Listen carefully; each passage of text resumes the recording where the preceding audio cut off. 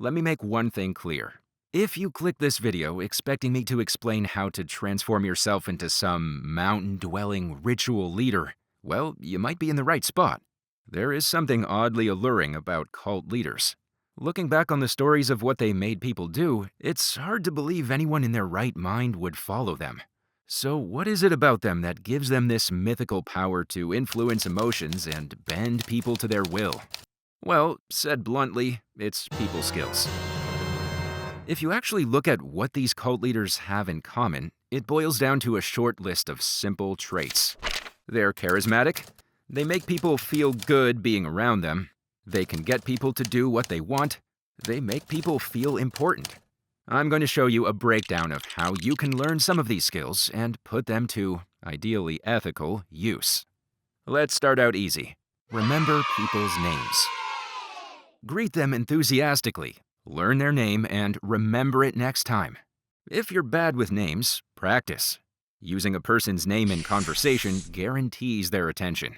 If you need to, repeat it in your head for the rest of the conversation and write it down the first chance you get.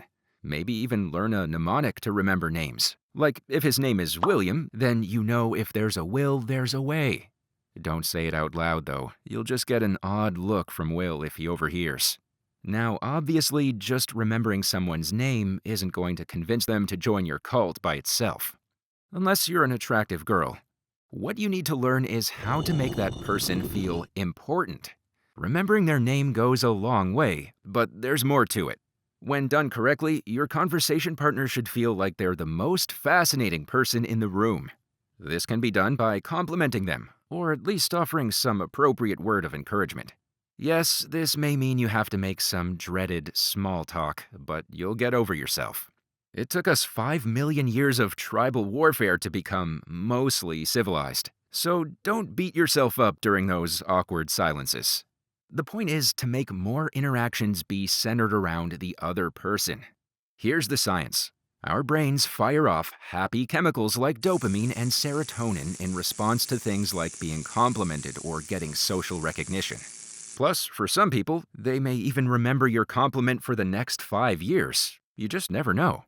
That all being said, you have to pick the right things to compliment if you're going to get anywhere with people.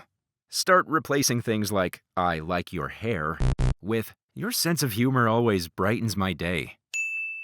The best things to mention, however, are things that they're passionate about. To find out what these things are, you need to stalk... you need to genuinely get to know them. And this is where we get to the most important part. If you are here with the intention of learning how to manipulate other people, this is where you should click off. I know this may be bad news for your up-and-coming cult, but people can tell if you're only being nice to them to get something, especially in our post-consumer, ad-saturated world where everyone's trying to sell you something. Subscribe. The good news is, the more you get to know people, the more interesting they become, and the easier it is to be genuinely interested in them. This also works both ways. In the same way that people are more interesting once you get to know them, you are more interesting once they get to know you. Ask people about their home life, loved ones, or what keeps them up at night. Find the thing that they're passionate or emotional about, and then listen to them talk. The more genuinely interested you are in them, the better questions you'll be able to ask. And the better questions you ask, the more interested in the conversation they'll be. Make sense? Though some people may look normal on the surface, it's important to remember that everyone has internal battles, even if you can't see them. You have to really listen if you want to see the full picture. Not like you're at a stoplight waiting for it to change, but zooming in until you can make out every fine, intricate detail. If you spend 20 minutes talking to someone and the whole conversation was about them, they come away with the impression that you are a fascinating person. Why? Because you spent the whole conversation talking about their favorite subject, them. At the end of the day, people like to talk, and the best thing you can do is make them feel heard. Now that we've covered the basics, I need to warn you against the biggest conversational landmine that exists: criticism. Here's an Abraham Lincoln story you probably didn't hear in history class. During the Civil War, one of Lincoln's best generals refused to carry out Lincoln's orders. Lincoln was frustrated with the general and was convinced that this mistake would cost him the war. Any other person would have yelled at the general and told him what his mistake would cost, but not Lincoln. Mindful of disrupting morale mid-war, he instead wrote a scathing letter to the general, which he then promptly locked in a drawer to keep himself from sending it.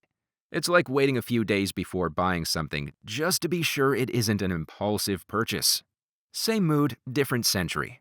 Lincoln did this because he knew what all great leaders know. Embarrass somebody once, and you've made an enemy for life. When you need to vent, do it out of earshot of the people you want to impress. Even when dealing with stupid people, it's best to leave the bad attitude at home, and the criticism to their idiot parents. Okay, so far we've discussed 3 conversational strategies. Remember names, genuinely listen, and never criticize. These are great for keeping the friends that you already have, but how do you grow your social circle? After all, if you're going to start a cult, you are going to need to know a lot of people, right? Well, the first step is to remember that we're all the same. Have you ever encountered a wild animal and that one guy in the group is like, "Don't panic, they're just as scared of us as we are of them"? Well, it's actually generally good advice. And while this may not be true for your neighbor's Rottweiler who seems to have an eternal hatred for your existence, it is true for most humans. We are all socially insecure. Deep down, we all desperately crave the approval of our peers. Other people's judgment intimidates us. Even the most confident guy in the room still has insecurities. He's just better at hiding it. One of the easiest ways to make new friends at a party is to cruise the room on wallflower patrol. Find somebody who's withdrawn because they're shy, awkward, or just doesn't know anybody there. Focus on them, talk to them, and bring them out into the party. They'll remember you as the person who welcomed them when nobody else would. I should add the caveat though. Trying to solve everyone's problems for them is carrying things too far. White knighting for popularity is another transparent ploy that people see through quickly. We're talking about making friends by being a good friend, not virtue signaling for attention. But speaking of going to parties, you really should get out more. People tell you all the time to go out and touch grass, but the grass isn't the point. The point is that you won't improve your social skills in your room by yourself. Discord helps, but it shouldn't be a substitute. So where do you find people? Start by looking in places like libraries, coffee shops, malls, and whatnot. If you're too nervous for a full conversation, then practice some simple one-liners at home. But you might also think about joining a local group centered around a hobby or interest. You can join a pet playdate meetup at the park if you have a dog, or volunteer your time to a local charity, or take up something like gardening and then join a gardening club. Or if you are a functioning adult with an income, take a hobby class in something like woodworking. Nothing beats some good old sawdust therapy. But if that's not your thing, you could try glass blowing, rock climbing, cooking, whatever. It doesn't matter. And honestly, even if you don't think it's your thing, try it anyway. Something that I think about all the time is the fleas in a jar experiment. It's real and a great analogy to keep in your back pocket. The short version is, some researchers took a group of jumping fleas and put them in a jar. Since fleas can jump more than 100 times their vertical, they easily escaped. Then, a while later, they sealed the jar shut and left it alone for 3 days. After 3 days, when they removed the lid, surprisingly, the fleas stopped jumping out. Why?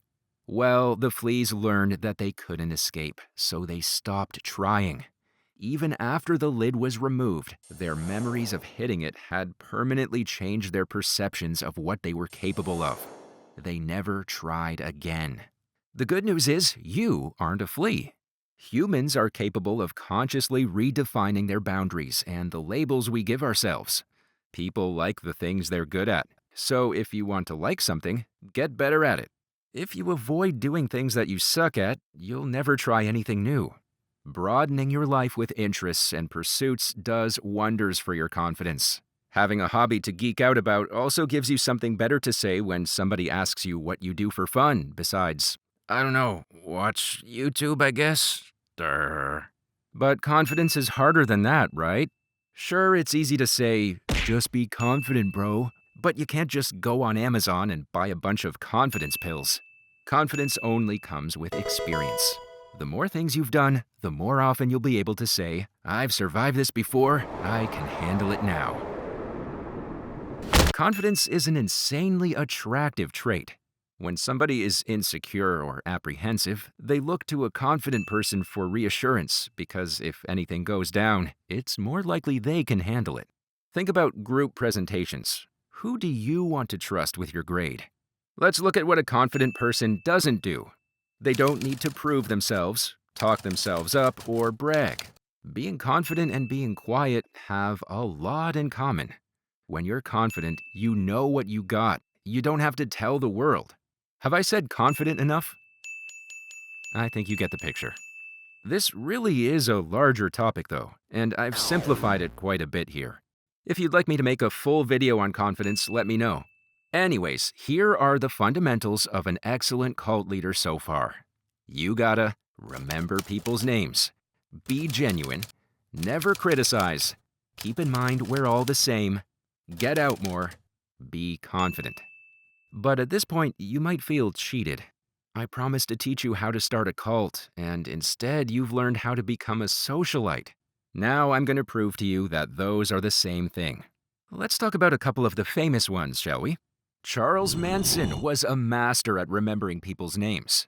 In fact, he understood the power of a person's name so much so that he gave each of his followers a new one to control them.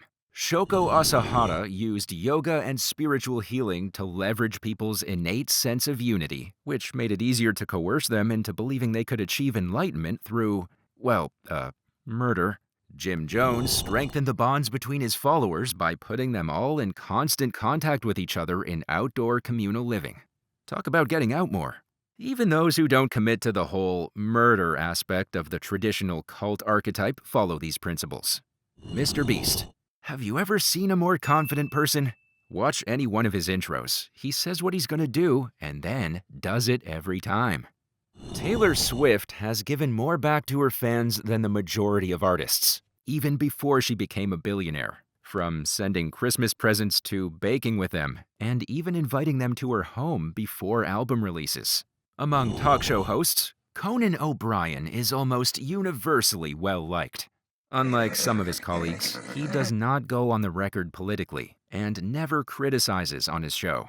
These aren't just tips and tricks to be more social. This is a toolbox that some of the most powerful and influential social leaders have used to grow a following. Whether you use it to dig wells in Africa or start a cult, well, that's up to you. With great power comes great responsibility.